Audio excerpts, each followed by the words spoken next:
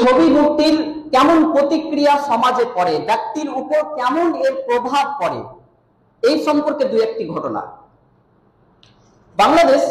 বাংলাদেশের ঢাকা শহরে 2008 সালের ঘটনা। পিতামাতা উভয়ে কর্মস্থলে যাওয়ার সময় তাদের একমাত্র সন্তানকে বাড়িতে রেখে যায়, টিভি চালু করে দিয়ে যায়। টিভি চালু করে বাড়িতে রেখে বাইরে থেকে তালা মেরে তারা চলে যায়। বাড়ি ফিরে এসে তারা দেখে তাদের একমাত্র ছেলের দেহ, তাদের একমাত্র ছেলের লাশ ফ্যানের সাথে ঝুলছে। সে কি করেছে? তখন টিভিতে সিনেমা চলছে। সিনেমায় যে ফাঁসির অভিনয় দেখানো হচ্ছিল, সেই ফাঁসির অভিনয়কে সে নকল করতে গিয়ে এইরূপ আচরণ করেছে। এইভাবে এই পিতামাতা তাদের একমাত্র সন্তানকে হারায়। দ্বিতীয় ঘটনা, রাশিয়ার মস্কো।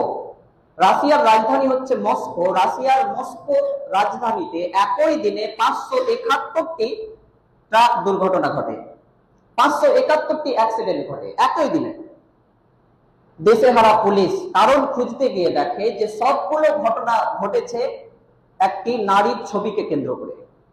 ঘটনা হচ্ছে রাশিয়ার বিজ্ঞাপনী সংস্থা তাদের বিজ্ঞাপনে চমক আনার জন্য 30টি ট্রাকের গায়ে একটি নগ্ন নারীর ছবিকে এঁটে দেয় এবং সেখানে কিছু আকর্ষণীয় কথা লিখে দেয়, যার ফলে একই দিনে 571টি অ্যাক্সিডেন্টের ঘটনা ঘটে।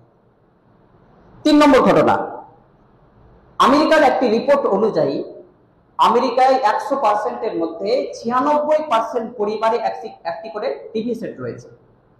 সে দেশে 3 থেকে 5 বছরের শিশুরা সপ্তাহে গড়ে অন্তত 50 ঘন্টা টিভি দেখে। বাস্তবিক হিসাবটা হচ্ছে তারা বছরে টিভির সামনে কাটায় প্রায় 22,000 ঘন্টা, অথচ স্কুলে কাটায় প্রায় 11,000 ঘন্টা।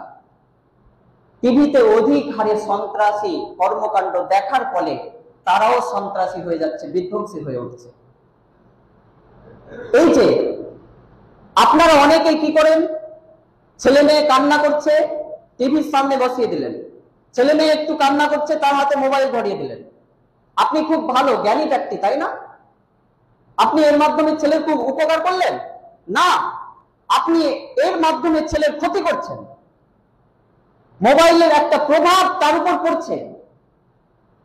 এক পর্যায়ে সে মোবাইল ছাড়া থাকতে পারছে না, মোবাইল না হলে খাবে না, মোবাইল না হলে ঘুমাবে না, এরকম পরিস্থিতি সৃষ্টি হচ্ছে সমাজে। এর জন্য দায়ী হচ্ছে গার্জেন। এর জন্য সমাজে চোর ডাকাতও তৈরি হচ্ছে গার্জেনদের এইরূপ অবহেলার কারণে।